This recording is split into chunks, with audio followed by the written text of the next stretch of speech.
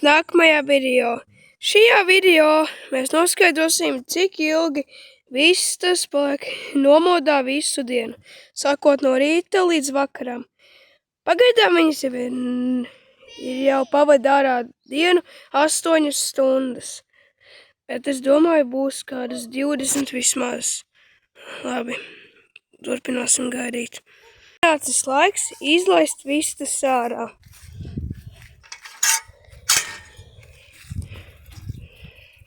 Viss jau nāk ārā.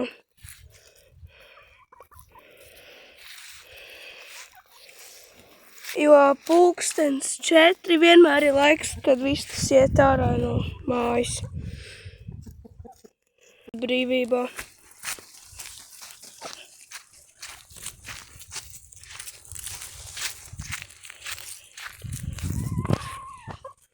Būs 4 pēcpusdienā un visām ir laiks iet iekšā atpakaļ mājā.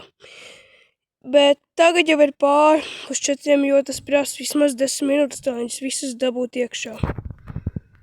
Tas ir nomodā 10 stundas. Domāju, ka viņas vēl paliks kāds 5 stundas nomodā.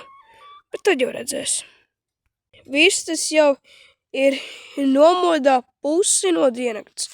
12 stundas. Bet vēl diezgan maz laika atlicis, kad paliks tumšs. Tāpēc drīz jau iesim izgulēt. Aiztaisīt voljeru. Un ja kas, vistas jau ir nomodā 13 stundas. Tūlīt dabūsim arī pārējās vistas ārā no voljera. Drīz visas vistas ir iekšā. Tas jau ir redzams. Tūlīt arī tās ies iekšā.